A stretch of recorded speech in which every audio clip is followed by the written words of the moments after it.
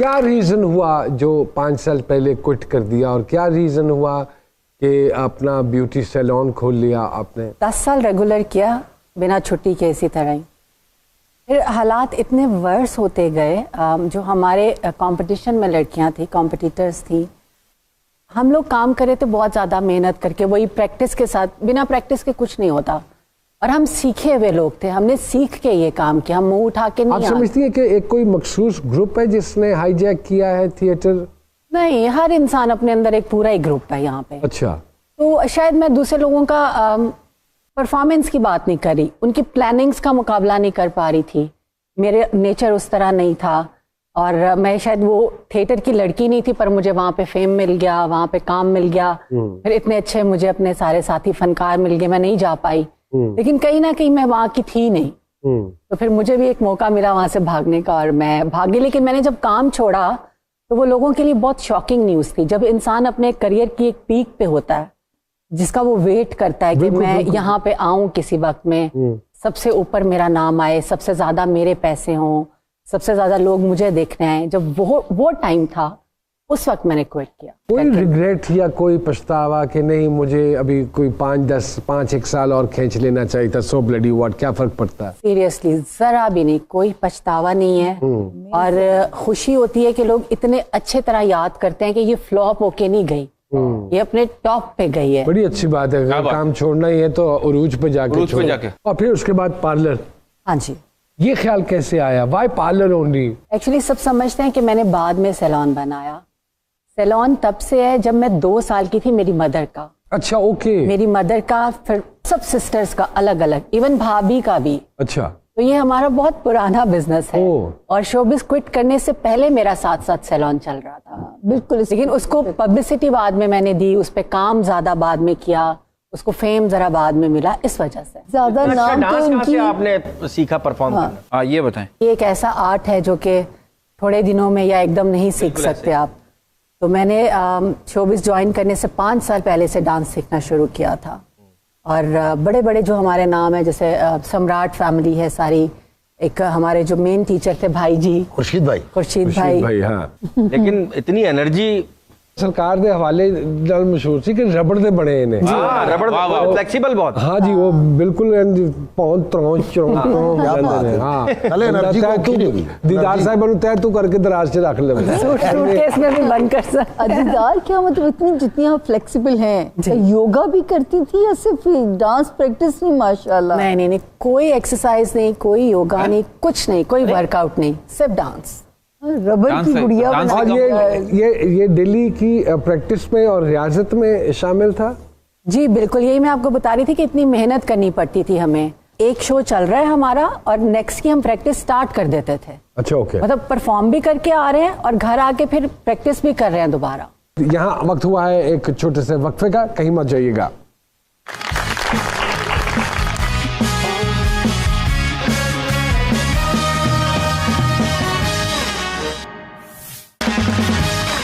एक मरतबा फिर से खुशामदीद जी सरकार में। ये कब हुआ कि डांस ड्रामे के या थिएटर की तबाही का कारण बना? ये कब हुआ? ये हमारे आने से पहले, ये हमारे सर पे जिम्मा नहीं है। अच्छा, नहीं, ये जब मैंने ज्वाइन किया तब डांस जो था वो थिएटर का बहुत मेन चीज थी।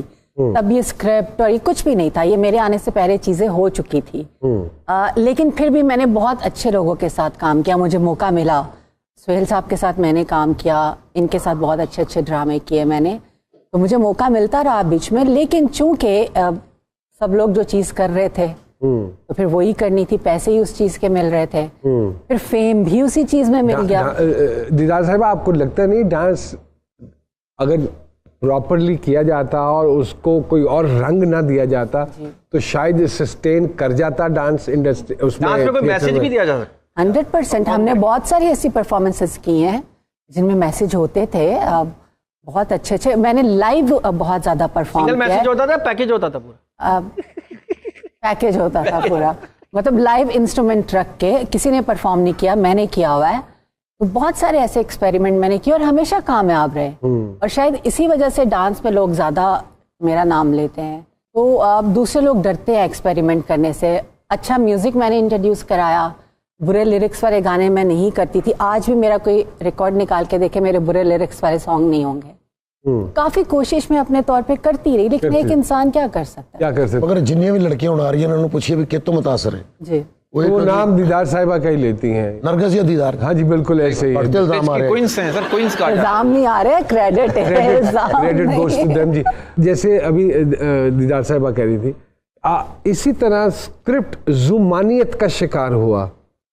क्या ये डिलिबरेटली किया गया या ये लिखा वैसे जाने लगा?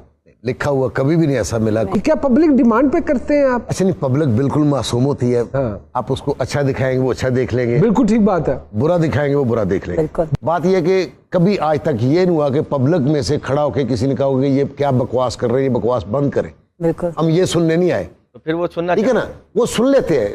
मेरे एक साथी फनकार थे, वो कुछ ऐसे जू मैंने बातें करते थे, मैं उसको समझा रहा था कि फैमिली बैठी हुई हाल में तो खुदा दा वास्ता कोई यही गल ना करिए। और मैं 5 बारी हत्थ बनने फैमिली बैठी और फैमिली बैठी वो एंटर होया तो जी फैमिली बैठी सी ਉਹਦੀ एंट्री ते उस खातून ने अगली सीट से सिर मारे कि ये आ गया।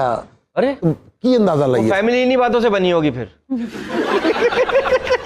नहीं बात बिल्कुल दुरुस्त है, मैं अग्री करता हूँ। ये ड्रॉबैक्स है समहाउ दी अदर, लेकिन ये अलमिया है, पता नहीं कब तक ये चलता रहेगा। पैसे फिर ਉਹਦੇ बंदे ने जिन्हें आके उनका यार ਉਹ ਤੇ बहुत कर रहा ਉਹਦੇ ਵਧਾ ਦਿਓ, ठीक है जी।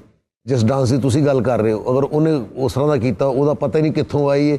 अगले दिन मैडम भी हो गई है, ਉਹਦੀ कुर्सी भी अलग हो गई, ਉਹਦੀ पेमेंट भी बढ़ गई, ਉਹਦੇ ਲਈ मिठाई भी चल गई, ਉਹਦੇ ਲਈ फुल भी चले गए। कभी कभी ये महसूस हुआ कि ये हमारी एक सेल्फ रियलाइजेशन भी होती है ना कि साड़ी बेइज्जती दा बाइस बन रही है चीज़, and it will eventually effect our families. अल्लाह शायद है कि अभी भी कोई फैमिली हॉल में बैठी होती तो मुझे फील होता है कि यार ये क्यों आगे नहीं, या इन्होंने नहीं सियाने था। कोई इस तो पीछे 15 साल पहले खुशी नाल कही जाता यार बाजी ने बच्चे लैके ड्रामा वेखना ही, किनू किनू समझा सकने। वो जिन्होंने समझाइए वो कहना भाई जान तुहानू नहीं आंदा, सानू आंदा, सानू करन दिओ कर, फिर भरा सी की कर सकते। हालांकि मैं अमानत चंद साहब दे भी देख रहा ड्रामे, मैं उन्होंने मूँह चो कभी भी कोई ऐसी गल जेड़ी है गलत जी नहीं। बहुत सारे आर्टिस्ट ने सर बाजारे हुसन दी कहानी सी, अपना जन्मदिन की मैली चादर 5 साल चली है, एक गंदा जुमला नहीं सी। वाह वाह। जिन्होंने चीफ जस्टिस साहब भी वेखण आए ने, जिन्होंने डॉक्टर कदीर खान साहब वेखण आए ने, वो भी थिएटर सी। ये तेरे कमाल के बंदे, ये तेरे कमाल के बंदे। हमारे खोजी साहब हैं जी, कमाल साहब, वो जो किसी ना किसी का पैगाम लेकर आते हैं, अगर आपकी इजाजत हो उनसे डर बड़ा लगता है, बड़े सख्त अल्फाज यूज करते हैं। नहीं, लेकिन वो बड़ी खूबसूरत बातें करते जी हैं। बिल्कुल, बेशक। तो बहुत सारी थालियों में वेलकम करते हैं जनाब शारे साहब। अस्सलाम वालेकुम। क्या बेटा ठीक हो? मैं जानते हैं आप इंडिया की फिल्म में तलाक लेके नहीं आते, तलाक के कागज लेकर आहो, कागज। और कोई रिसीव नहीं करता तो फेंक जा। तो सरदार कमाल साहब, दीदार साहिबा, किसका पैगाम लाए हैं? सरकार आज पैगाम है बंदर का और रीछ का, बंदर और रीछ का, मदारी के खिलाफ।